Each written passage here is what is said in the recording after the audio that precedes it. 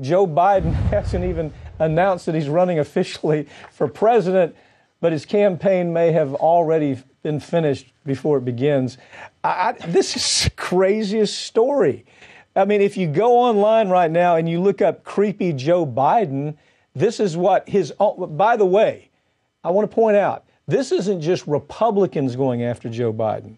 These are other Democratic entities going after Biden, trying to keep it very low key. We see it every time you have, these days it's like 8 or 10 candidates running for president on the Democratic side.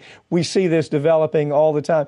Very peculiar thing, and I want to give it to you and just say, but the peculiar thing is Biden's defense of this is to bring in all these people that are giving testimonials about, well, he didn't do it to me. Well, yeah, the guy is 76 years old. You think he can bring in some testimonials that say he's just, this is just his way. He doesn't mean anything by it. The defense of this is even as creepy as the story to me. The defense doesn't make any sense whatsoever. And another part of their defense right now is to say, this is all the Bernie campaign. They're making these women come forward. Yeah. But you have the Democrats right now, the Biden defenders, and the non-Biden defenders right now. There's a big rift because the people who aren't defending Biden, nobody's accusing him of being a predator. Nobody's accusing him of assault.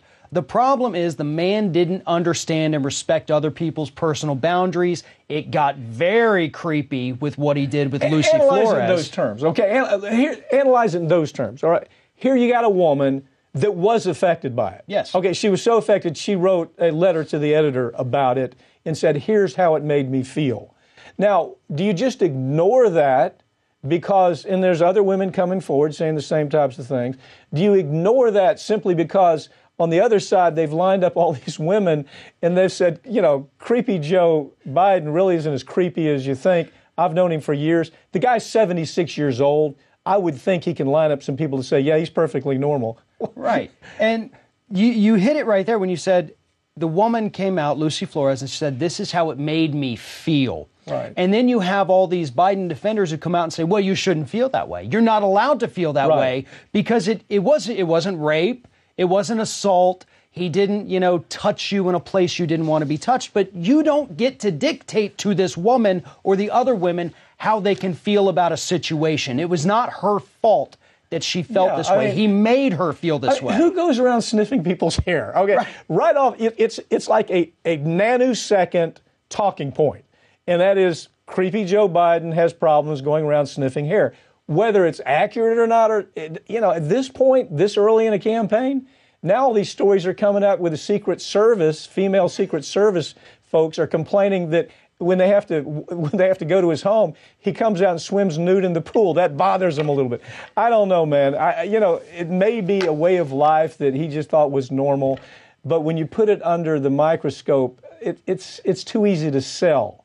Too easy to sell for the other side. Right. Is what I'm saying. And the Biden people are mad because they think just the conservatives are reporting on the nude swimming. It actually was first reported by The Atlantic, I think 7 or 8 years ago. Yeah. So this is a story that's been out there a long time, just wasn't covered at the time. I remember comedy segments about it. Yeah. I mean, years ago, about not just that, but the other kind of creepy uncle kind of stuff that's coming out about Biden.